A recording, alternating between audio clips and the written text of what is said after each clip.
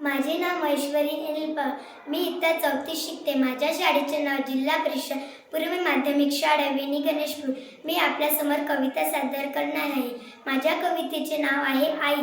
शिकवणारे जगात खूप असतात, शिकवणारे जगात खूप असतात, पण खरे शिक्षण देणारी आईच असते, पण खरे शिक्षण देणारी आईच असते.